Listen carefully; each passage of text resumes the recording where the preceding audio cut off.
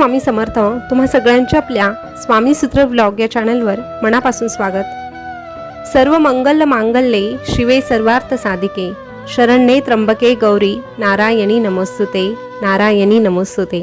स्वामी भक्त हो, आज श्रावणी शुक्रवार, लक्ष्मी मातेला समर्पित असा हा शुक्रवार, आपल्या कुलदेवीला समर्पित असा हा शुक्रवार आपल्यासाठी एक नवीन संदेश घेऊन आलेला आहे. आपल्यावर स्वामी महाराजांची कृपा कायमच असते, पण आपल्याला कुलदेवीचा आशीर्वाद प्राप्त व्हावा, ह्या कुलदेवीने आपल्या संपूर्ण कुटुंबाचा सांभाळ करावा आणि लक्ष्मी आपल्या घरामध्ये कायमस्वरूपी वास करावी, असं जर आपल्याला वाटत असेल तर आजचा संदेश आवर्जून ऐका.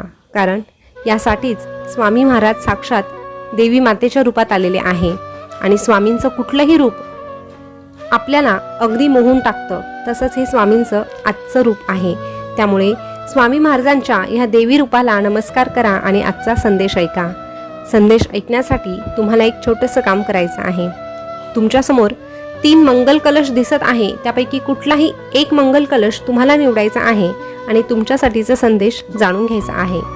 मंगल कलश म्हटलं तर आपल्या घरामध्ये मंगल कलशाची स्थापना झाल्यानंतर आपल्या घरातलं वातावरण सकारात्मक होऊ लागतं. त्यासोबतच कुलदेवी त्या मंगल कलशाच्या रूपाने आपल्या घरामध्ये कायमचं वास्तव्य निर्माण करते आणि ह्या आईचा, ह्या माऊलीचा आशीर्वाद आपल्या सगळ्यांना लाभत असतो.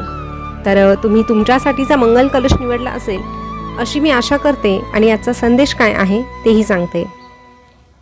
तर स्वामी भक्त हो, ज्यांनी 1 नंबरचा मंगल कलश निवडला आहे त्यांना स्वामी काय सांगतात बघूया.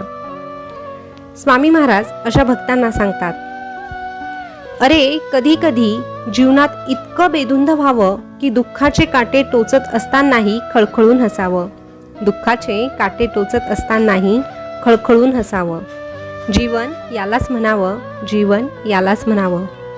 दुःख असूनही कधी न दाखवावं, दुःख असूनही कधी न दाखवावं आणि पाण्याने भरलेल्या डोळ्यांना पुसत हे आयुष्य अजून हसत हसत जगावं, अजून हसत हसत जगावं. जेव्हा अनन्य भक्ती प्रत्यक्षात कृतीत येते ना, तेव्हा तिचे रूपांतर सेवेत होते आणि जेव्हा आम्हाला असा सेवेकरी लाभतो, असा भक्त लाभतो, तेव्हा आमच्या आनंदाला उधाण येतं. अशा भक्ताकडून आम्ही शक्य तितकी सेवा करून घेतो आणि त्याचे वाईट कर्मसुद्धा चांगल्या कर्मात रूपांतरित करतो आणि शक्य तितके चांगले कर्म अशा भक्ताकडून आम्ही मुद्दामच घडवून आणतो. त्याच्यामध्ये भक्ती, विश्वास, साहस, कृतज्ञता, रचनात्मकता असे ईश्वरणीय गुण आम्हीच निर्माण करतो आणि तो खऱ्या अर्थाने आमच्या सेवेसाठी, आमच्या विश्वासासाठी पात्र ठरतो. आणि अशा भक्ताला मग आम्ही सदैव एकच सांगतो, भिवू नकोस, मी तुझ्या पाठीशी आहे, भिवू नकोस, मी सदैव तुझ्या पाठीशी आहे.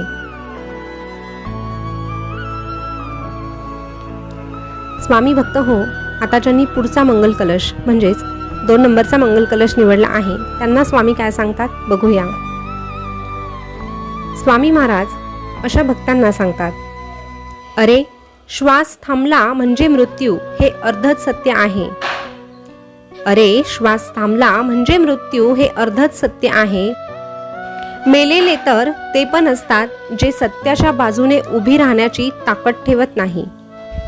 न्यायाच्या बाजूने खंबीरपणे उभं राहण्याची ज्यांच्यामध्ये हिंमत असते ना, तेच खऱ्या अर्थाने जिवंत असतात.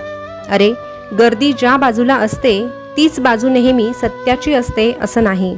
कधी कधी सत्यासाठी एकट्यालाच संघर्ष करावा लागतो, पण तरीही तो कधीच एकटा नसतो, कारण त्याच्यासोबत त्याच्या सत्यासाठी लढणारा हा भगवंत देखील त्याच्या सोबत उभा असतो, त्याचा हात हातात घेतो. आणि अरे जिथे भगवंत असतो तिथे अख्खं जग विरोधात असलं तरीही विजय हा फक्त त्या एकट्याचाच होतो. कोणीच परिपूर्ण नसतं या जगात. मग तू का घाबरतोस प्रयत्न करायला? अरे चुका होतील तुझ्याकडून, होऊ दे चुका, पण तुला अनुभव तर मिळेल, अनुभव तर घे. तू प्रयत्न तर कर, तुझ्या प्रयत्नांना यश देण्याचं काम तू आमच्यावर सोपव. जसं वाघ जखमी झाला तरी तो आयुष्याला कंटाळत नाही, तो थांबतो, थोडा वेळ जाऊ देतो आणि पुन्हा एकदा बाहेर पडतो. पण पुन्हा बाहेर पडताना त्याच्याकडे तीच दहशत असते आणि तोच दरारा देखील असतो. तशाच पद्धतीने तुला देखील खंबीरपणे उभं राहायचं आहे. पराभवाने माणूस संपत नाही, तो संपतो जेव्हा तो प्रयत्न करणं सोडतो. म्हणून तू प्रयत्न करणं सोडू नको. तू तुझे प्रयत्न करत राहा आणि सत्याच्या मार्गावर चालत राहा. जेव्हा तू सत्याच्या मार्गावर राहतो तेव्हा या जगाच्या पाठीवर तुला कोणीही हरवू शकत नाही, हे मात्र लक्षात घे. कारण सत्याच्या मार्गावर चालणाऱ्या प्रत्येक भक्ताला आम्ही एकच सांगतो, भिवू नकोस, मी तुझ्या पाठीशी आहे. भिवू नकोस, मी सदैव तुझ्या पाठीशी आहे.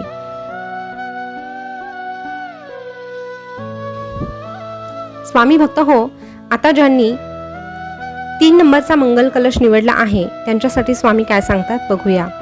स्वामी महाराज अशा भक्तांना सांगतात, परिश्रमाशिवाय जगात काहीच मिळत नाही.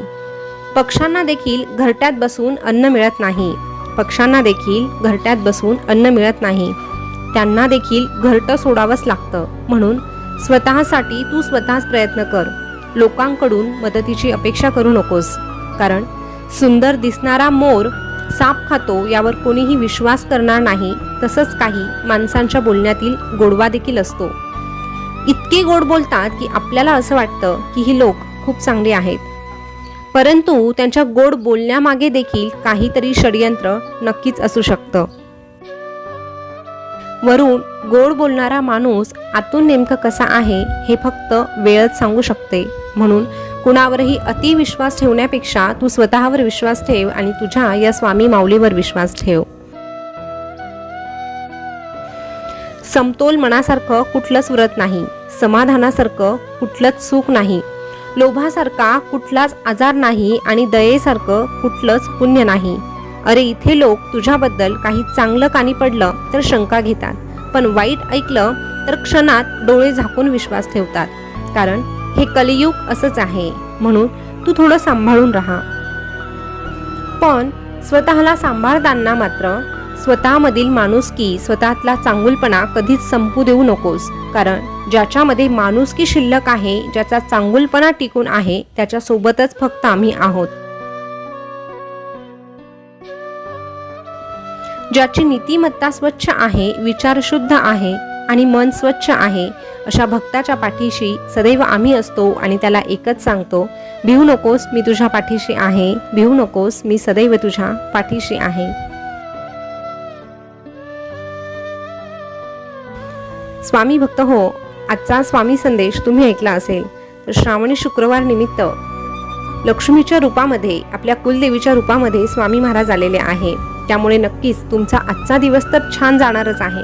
परंतु त्यांच्या कृपेने तुमच्या ज्या काही इच्छा, मनोकामना आहे, ज्यासाठी तुम्ही अनेक कष्ट घेत आहात, प्रयत्न करत आहात, ते देखील लवकरच सत्यात उतरणार आहे. हा विश्वास तुम्ही डोळे झाकून स्वामींवर ठेवा आणि कमेंटमध्ये श्री स्वामी समर्थ लिहा. आजचा स्वामी संदेश तुम्हाला कसा वाटला, तुम्ही कोणता मंगल कलश निवडला होता हे नक्की कळवा. आणि असेच नवनवीन स्वामी संदेश तुम्हाला ऐकायला आवडत असेल तर आपल्या स्वामी सूत्र व्लॉग या चॅनलला सबस्क्राईब अवश्य करा. पुन्हा भेटूया नवीन स्वामी संदेश घेऊन. तोपर्यंत स्वस्थ रहा, मस्त रहा आणि आपले स्वामी संदेश ऐकत रहा. धन्यवाद.